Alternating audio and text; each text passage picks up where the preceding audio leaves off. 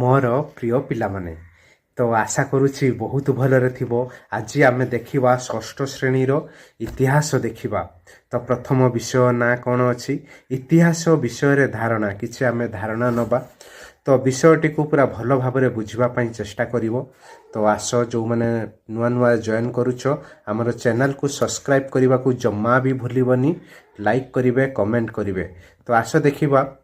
ପ୍ରଥମ ପଏଣ୍ଟ ଆମେ ବୁଝିବା, ଇତିହାସ କହିଲେ କ'ଣ ବୁଝାଯାଏ? ତ ଇତିହାସ କହିଲେ ଆମ ମନକୁ ସାଧାରଣତଃ କ'ଣ ଆସିବ? କିଛି ନାହିଁ, ବହୁତ ସହଜ। ଏହା ବୁଝିବା ପାଇଁ ଥରେ ଚେଷ୍ଟା କର। ତ ବର୍ତ୍ତମାନ ପୃଥିବୀରେ ଯଦି ଆମେ ଦେଖିବା, ତ ଯେତେ ବି ମନୁଷ୍ୟ ଦେଖାଯାଆନ୍ତି ସମସ୍ତେ ହେଉଛନ୍ତି କ'ଣ? ଗୋଟିଏ ଜାତିର। ତ ଆମର ବୈଜ୍ଞାନିକମାନେ ପ୍ରାୟ 15 ଲକ୍ଷ ବର୍ଷ ପୂର୍ବେ ପୃଥିବୀରେ ମନୁଷ୍ୟର ସୃଷ୍ଟି ହୋଇଥିଲା ବୋଲି ଅନୁମାନ କରନ୍ତି। ତ ଏଇଟା ବି ମନେ ରଖିବା, ନୋଟ୍ରେ ଟିକେ ଟିକେ ବି ଲେଖିଦେବ। ଆଜିକୁ ପ୍ରାୟ ଯଦି ଦେଖିବା କେତେ ବର୍ଷ ପୂର୍ବେ, 15 ଲକ୍ଷ ହେଲା। ଆଜିକୁ ପ୍ରାୟ 15 ଲକ୍ଷ ବର୍ଷ ପୂର୍ବେ ଆମର ମନୁଷ୍ୟର ସୃଷ୍ଟି ହୋଇଥିଲା। ତ କିନ୍ତୁ ବର୍ତ୍ତମାନର ମନୁଷ୍ୟ ଯେମିତି ଦେଖାଯାଉଛି ସେମିତି ଆମର ପୂର୍ବରୁ ମନୁଷ୍ୟ ନଥିଲା। ପ୍ରଥମେ ଆମର ଜାଣିଥିବ ନୃବାନର, ତା ନାଁ କ'ଣ ଟିକେ ମନେ ରଖିଥିବ? ନୃବାନର ହେଲା। ନୃବାନରର କ୍ରମ ବିକାଶ ଘଟିକି ଆମର ମନୁଷ୍ୟର ସୃଷ୍ଟି ହେଲା। ଯଦି ଦେଖିବା ବର୍ତ୍ତମାନ ସେ ତ ନୃବାନର ଆଉ ନାହାନ୍ତି। ତ ସେହି ଜାତିର ଯଦି ଆମେ କିଛି ଦେଖିବା, ଯେମିତିକି ଗିବନ, ଓରାଙ୍ଗଓଟାଙ୍ଗ, ଗରିଲା, ସିମ୍ପାଞ୍ଜି, ଏଗୁଡ଼ିକ ମଧ୍ୟ ସେ ସମୟରେ ଦେଖାଯାଉଛନ୍ତି। ତ ଗରିଲାର ଦେହର ଗଠନ ଭଳିଆ ଆମର ମନୁଷ୍ୟ ଦେହର ଗଠନ ହୋଇଛି। ତ ତମେ ଜାଣିଥିବ, ଟିକେ ମନେ ରଖିଥିବ, ଏଇଟା ପ୍ରାୟତଃ ଆସେ ପରୀକ୍ଷାରେ ଟିକେ କ'ଣ? ଗରିଲାର ଦେହର ଗଠନ ଭଳି ଆମ ମନୁଷ୍ୟର ବି ଗଠନ ହୋଇଛି। ଆଉ ଯଦି ଆମେ ଦେଖିବା ସିମ୍ପାଞ୍ଜି, ସବୁ ଜାଣିଥିବ, ସିମ୍ପାଞ୍ଜିର ବୁଦ୍ଧି ସହିତ ଆମ ମନୁଷ୍ୟର ବୁଦ୍ଧି ହିଁ ସାଧାରଣତଃ ମେଳ ଖାଉଛି। ତ ଏଇ ଦୁଇଟା ଟିକେ ମନେ ରଖିଥିବ, ଗରିଲା ଏବଂ ଆଉ ଗୋଟେ କ'ଣ ରହିଲା ଆମର ସିମ୍ପାଞ୍ଜି ହେଲା। ଗରିଲା ଏବଂ ସିମ୍ପାଞ୍ଜି, ଏଗୁଡ଼ିକ ଟିକେ ଟିକେ ମନେ ରଖିଥିବ। ତାପରେ ଦେଖିବା ଆମର ଇତିହାସ ପଠନର ଉପାଦେୟଟା କ'ଣ? ତ ତମେ ତ ଜାଣିଥିବ ସମସ୍ତେ, ଆମର ଯେଉଁ ଇତିହାସ ଶବ୍ଦଟା ତାକୁ ଇଂରାଜୀରେ କ'ଣ କୁହାଯାଉଛି? ଇତିହାସ ଶବ୍ଦକୁ ଇଂରାଜୀରେ କ'ଣ କୁହାଯାଉଛି? ହିଷ୍ଟ୍ରି। କ'ଣ କୁହାଯାଉଛି? ହିଷ୍ଟ୍ରି ବୋଲି ଆମର କୁହାଯାଉଛି। ଇତିହାସକୁ ହିଷ୍ଟ୍ରି ବୋଲି କୁହାଯାଉଛି। ତ ଏଇ ଯେଉଁ ହିଷ୍ଟ୍ରି ଶବ୍ଦଟା ଆମର ଗ୍ରୀକ୍ ଶବ୍ଦ ହିଷ୍ଟୋରୁ ଆସିଛି। HISTO ବା ଓଡ଼ିଆରେ ହିଷ୍ଟୋ ହେଲା। ହିଷ୍ଟ୍ରି ଶବ୍ଦଟା ଆମର କେଉଁ ଶବ୍ଦରୁ ଆସିଛି? ହିଷ୍ଟୋରୁ ହିଁ ଆସିଛି, ଆମର ହିଷ୍ଟ୍ରି ଶବ୍ଦଟା ଆସିଛି। ତ ଯଦି ତାର ସଠିକ୍ ମାନେଟା ଦେଖିବା, ଇତିହାସ କ'ଣ ନା ଇତିହାସ ହେଉଛି ଏକ ବାସ୍ତବ ଘଟଣାବଳୀ ଯାହା ଅତୀତରେ ବାସ କରୁଥିବା ମନୁଷ୍ୟମାନଙ୍କର ଜୀବନଯାପନ ପ୍ରଣାଳୀ ବିଷୟରେ ଆଲୋଚନା କରିଥାଏ। ତାପରେ ଆମେ ଟିକେ ଦେଖିବା, ଆମେ କାହିଁକି ଇତିହାସ ପଢ଼ିବା, ଏଥିରୁ ଆମେ କ'ଣ ଜାଣିବା? କ'ଣ ଇତିହାସ ପଢ଼ିବା ଦ୍ୱାରା ଆମେ ସମୟାନୁକ୍ରମେ ଅତୀତରେ ଘଟିଥିବା ଘଟଣା ବିଷୟରେ ହିଁ ଆମେ ସବୁ ଜାଣିପାରୁଥାଉ। ତ ଅତୀତର ଘଟଣାକୁ ଜାଣିଲେ ସିନା ଆମେ ବର୍ତ୍ତମାନକୁ ବୁଝିପାରିବା। ତ ଅତୀତକୁ ଯଦି ନ ଜାଣିବା ତ ବର୍ତ୍ତମାନକୁ ବୁଝିପାରିବା କି? ପାଇପାରିବା ନାହିଁ। ତ ଅତୀତରେ ଆମର ବିଭିନ୍ନ ଯେଉଁ ପ୍ରଥା ଥିଲା, ରାଜ୍ୟ ଗଠନ, ଶାସନ ପ୍ରଣାଳୀ, ଏ ବିଷୟରେ ବି ଆମେ ସବୁ ଜାଣିଥାଉ। ଆଉ ସେତେବେଳେ କ'ଣ ସବୁ କୁପ୍ରଥା ଥିଲା, ଅନ୍ଧବିଶ୍ୱାସ ଥିଲା, ଏଗୁଡ଼ିକ ବି ଆମେ ସବୁ ଜାଣିପାରିଥାଉ ହେଲା। ତ ତାପରେ ଏ ପଏଣ୍ଟଟି ବର୍ତ୍ତମାନ ପାଇଁ ବୁଝିପାରିଥିବ। ତାପରେ ଦେଖିବା ଆମେ ଇତିହାସର ଆଧାର ଗୁଡ଼ିକ ବିଷୟରେ ଟିକେ ଟିକେ ଜାଣିବା। ତ ଇତିହାସର ଯଦି ଆମେ ଆଧାର ଦେଖିବା, କେଉଁ କେଉଁ ସୋର୍ସରୁ ଆମେ ଇତିହାସ ଜାଣିଥାଉ? ପ୍ରାୟତଃ ତାର ଦୁଇଟା ସୋର୍ସ ରହିଛି, ଦୁଇଟା ଆଧାର ରହିଛି। ତ ଗୋଟେ ହେଉଛି କ'ଣ? ପ୍ରତ୍ନତାତ୍ତ୍ୱିକ। କ'ଣ ରହିଛି? ଗୋଟେ ପ୍ରତ୍ନତାତ୍ତ୍ୱିକ ହେଲା। ପ୍ରତ୍ନତାତ୍ତ୍ୱିକ ଗୋଟେ ପ୍ରତ୍ନତାତ୍ତ୍ୱିକ, ଆଉ ଗୋଟେ ହେଉଛି ଆମର ସାହିତ୍ୟିକ ଆଧାର ବୋଲି ଜଣାପଡ଼ୁଛି। ପ୍ରତ୍ନତାତ୍ତ୍ୱିକ ଆଧାର କ'ଣ ବାବା? ପ୍ରତ୍ନତାତ୍ତ୍ୱିକ ଆଧାର କ'ଣ ନା, ତ ମାଟି ତଳୁ ଖୋଳିକି ଯେଉଁ ଜିନିଷ ଗୁଡ଼ାକ ମିଳିଛି, ବିଭିନ୍ନ ଯେଉଁ କାର୍ଯ୍ୟକଳାଳୀ ବା ଘଟଣା ସମ୍ପର୍କରେ ଏଥିରେ ଆଲୋଚନା କରାଯାଇଛି ଆମର ପ୍ରତ୍ନତାତ୍ତ୍ୱିକ ଆଧାରରେ। ତ ପ୍ରତ୍ନତାତ୍ତ୍ୱିକ ଆଧାର ଭିତରେ ତମେ ଜାଣିଥିବ ଆମର ଗୋଟେ ହେଉଛି କ'ଣ? ଆଉ ଗୋଟେ ହେଉଛି ଖୋଦିତ ଲେଖା ବା ଲିପି ଖୋଳିକି ସେ ସମୟରେ ଆମର ସବୁ ଲେଖା ଯାଇଥିଲା। ତୁମେ ଦେଖିପାରୁଥିବ ଏଗୁଡ଼ାକ ସବୁ ଖୋଳିକି ଲେଖାଯାଇଛି। ଖୋଦିତ ଲେଖା ବା ଲିପି ବୋଲି କୁହାଯାଏ। ତ ଯଦି ଆମେ ଦେଖିବା ଅତୀତର ବିଭିନ୍ନ ରହିଛି ଘଟଣା, କାର୍ଯ୍ୟକଳାପ, ଶାସନ ପ୍ରଣାଳୀ, ସାମାଜିକ ପ୍ରଥା, ପରମ୍ପରା, ଚଳଣି, ଏସବୁ ଗୁଡ଼ାକ ଆମେ ଯଦି ଦେଖିବା ଟାଇଲ୍, ଇଟା ବା ତମ୍ବା ପଟା, ପଶୁ ଚମଡ଼ା, ଲୁଗା, ସ୍ତମ୍ଭ ବା କାନ୍ଥ, ପଥର ଆଦି ଏଇଗୁଡ଼ିକରେ ଆମେ ଦେଖିପାରିବା ଯେ ଏଗୁଡ଼ିକ ସବୁ ଦେଖିବା ପାଇଁ ମିଳିଥାଏ। ତ ଖୋଦିତ ଲେଖା ଜାଣିଥିବ। ତ କୀର୍ତ୍ତି ଆଉ ଗୋଟେ ହେଉଛି କ'ଣ ଆମର କଳାକୃତି। କୀର୍ତ୍ତି କଳାକୃତି କ'ଣ? କୀର୍ତ୍ତି କଳାକୃତିକୁ ଆମେ ଜାଣିପାରିଥାଉ। ତ ଦେଖିଥିବ ଆମର ପୂର୍ବରୁ ଅଛି କ'ଣ ମନ୍ଦିର, ଦୁର୍ଗ, ରାଜପ୍ରସାଦ, ସ୍ତୂପ, ମଠ, ମନ୍ଦିର ଏସବୁରୁ ଆମର ସେ ସମୟର ଯେଉଁ ନିର୍ମାଣକର୍ତ୍ତାଙ୍କ ବିଷୟରେ ଆମେ ସବୁ ଜାଣିପାରିଥାଉ। ତ ଆରାମସେ କୀର୍ତ୍ତି ତୁମେ ବୁଝିପାରୁଥିବ। ତାପରେ ଆସ ନେକ୍ସଟ ଦେଖିବା ଆମର ଭୌତିକ ଅବଶେଷ ଗୋଟେ ରହିଛି। ଭୌତିକ ଅବଶେଷ ତ ତୁମେ ଜାଣିଥିବ ଆମର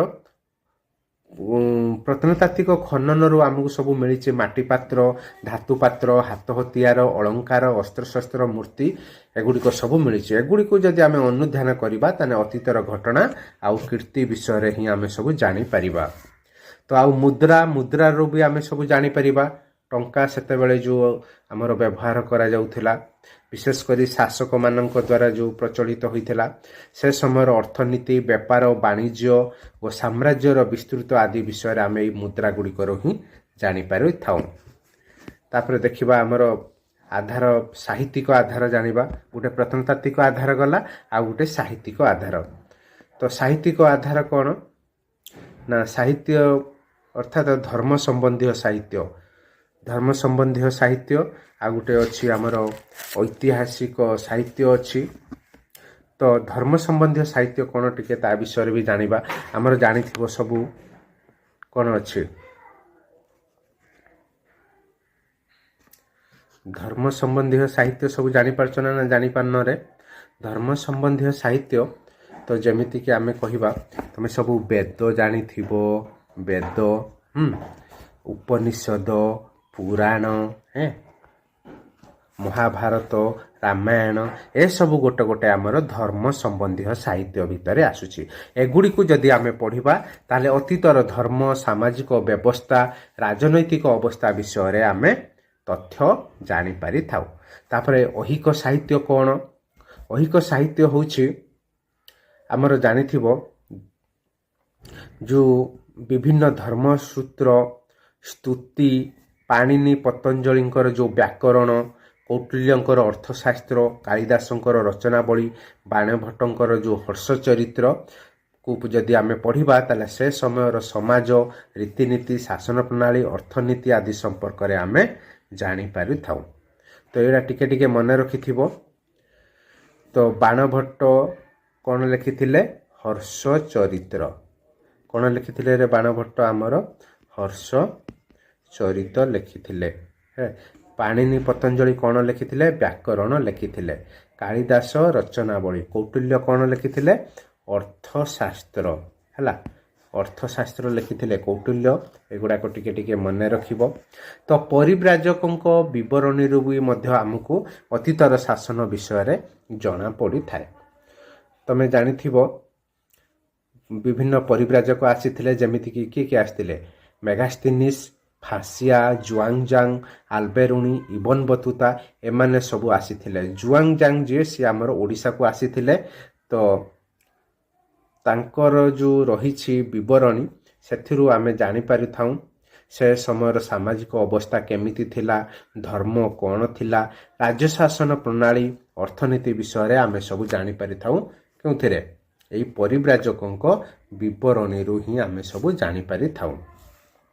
ତ ଯଦି ଆମେ ସମୟ ଅନୁସାରେ ଦେଖିବା ଆମର ଇତିହାସକୁ ଶ୍ରେଣୀ ବିଭାଗ କରାଯାଇଛି। ଯେମିତିକି ଗୋଟେ ହେଉଛି କ'ଣ? ପ୍ରାକ୍ ଐତିହାସିକ ଯୁଗ, ଆଉ ଗୋଟେ ଆଦ୍ୟ ଐତିହାସିକ ଯୁଗ, ଆଉ ଗୋଟେ ଐତିହାସିକ ଯୁଗ। ପ୍ରାକ୍ ଐତିହାସିକ ଯୁଗ କ'ଣ ନା ଏଇ ଯେଉଁ ପ୍ରାକ୍ ଐତିହାସିକ ଯୁଗରେ ଲୋକମାନେ ଲେଖାପଢ଼ା ଜାଣିନଥିଲେ। तो से समय लोकंकर जीवन यापन प्रणाली पाई विभिन्न प्रत्नतात्विक जो आम खोलुचे बा अनुसंधान उपर आम ही साधारणतः निर्भर करने को पड़ी थाए। तो सही समय विभिन्न प्रकार जो अच्छी माटी पात्र अलंकार बा हाथ हथियार अस्थि कंकाल से समयर माने प्राक ऐतिहासिक जुग समय लोक मान विषय आमको तथ्य मिली थाए। तापर देखिबा आमर आद्य ऐतिहासिक जुग कौन ना यही आद्य ऐतिहासिक जुगरे लोक माने टिके टिके लेखा पढ़ा शिखिले। तो यही जो लेखा पढ़ा शिखिले अल्प अल्प यह आमर आद्य ऐतिहासिक जुग बोली कुहागला ना ए समय एते लेखा पढ़ा संभव हो पारि नहीं। तो प्रत्नतात्विक अनुसंधान उपरे ही आमर निर्भर करि थाए। सिंधु नदी कूल रे तो यही आद्य ऐतिहासिक जुगर लोक मैंने ही रोते किंतु ऐतिहासिक जुगरे जो लोक मैंने लेखापढ़ा पूरा शिखी जाइए जमीती कि पत्थर कांथ तंबापटा तालपत्र माटीपात्र उपरे एमाने सब लेखुले ऐतिहासिक जुगरे। तो यह को आमर ऐतिहासिक जुग कहगला। तो से समयर सामाजिक अर्थनीति और सांस्कृतिक विषय आम जापारि था विभिन्न तालपत्र माटीपात्र से सब ऐतिहासिक जुग गुड़िक लेखिथिले। तो तापरे देखिबा हमर भारतर भौगोलिक अवस्था सह इतिहास कौन सब संपर्क अच्छी। देख आमर पृथ्वीर जो उत्तर गोलार्धरे आमर भारतटा अवस्थित अच्छी है। एशियार दक्षिण उपकूल प्राय मध्य भाग ही अवस्थित। भारतर दक्षिण भाग को तीन भागर आमर अच्छी कौन समुद्र अच्छी भारतर है। भारतर तीन भागर समुद्र अच्छी तेणु यहाँ आमर कौन कह जाए भारत को उपद्वीप है। उपद्वीप बोली आमर कह जाउछि। तो प्राकृतिक विभाग विषय भी टिके आमर जानिबा। भारतर प्राकृतिक विभाग गुड़ाक जदि देखिबा हिमालयर पार्वत्य अंचल उत्तरस्थ समतल अंचल आउ कौन केन्द्रस्थ मालभूमि अंचल पश्चिमस्थ मरुभूमि उपकूलस्थ समतल अंचल एवं समुद्रस्थ मध्यस्थ द्वीप मध्य रही। एगुड़िक मध्यरु केन्द्रस्थ मालभूमि पश्चिमस्थ मरुभूमि यथाक्रमे बृहत्तम एवं क्षुद्रतम अटे। तो एगुड़ाक समस्ते तमें जानीपारुथुबो। तापर प्राकृतिक भारतर प्राकृतिक वैशिष्ट्य विषय ही आम टिके जानिबा। तो पार्वत्य अंचल जानिथिबो भारतर जो उत्तर सीमा। तो भारत जदि आम देखिबा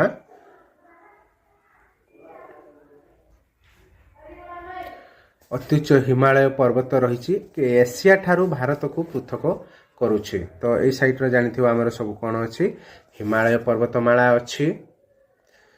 तो यही बाटे सब आमर आसुथिले विभिन्न व्यवसायी परिव्राजक एमाने सब आमर आसुथिले।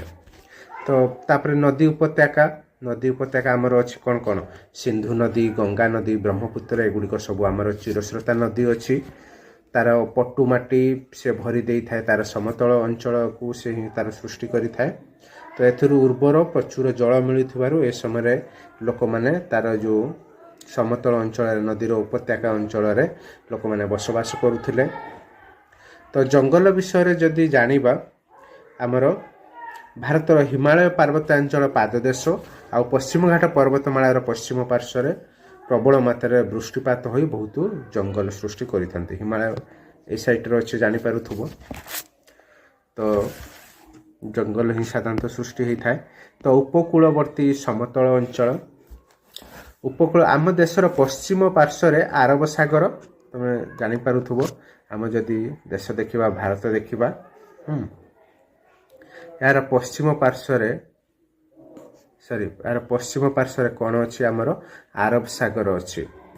पूर्व पार्श्वर बे ऑफ बेंगल अच्छी। पूर्व पार्श्वर बे ऑफ बेंगल अच्छी। तो पश्चिमस्थ उपकूलर समतल अंचल ठारू पूर्व उपकूलर समतल अंचलटा आमर अधिक प्रशस्त। एपटा अधिक प्रशस्त यार समतल अंचलटा अधिक प्रशस्त। तो तुम जानिथिबो सबू समतल भूमि गुजरात केरल पर्यंत विस्तृत। ତ ମହାନଦୀ କୃଷ୍ଣା କାବେରୀ ଗୋଦାବରୀ ଆଦି ନଦୀ ଗୁଡ଼ିକ ପଟୁ ଦ୍ୱାରା ପୂର୍ବ ଉପକୂଳରେ ସମତଳ ଭୂମିକୁ ଗଠିତ କରିଥାନ୍ତି। ତ ଏଠି ଆମର ସମତଳ ଭୂମି ସୃଷ୍ଟି କରୁଛି ଏହିସବୁ ନଦୀ ଗୁଡ଼ିକ।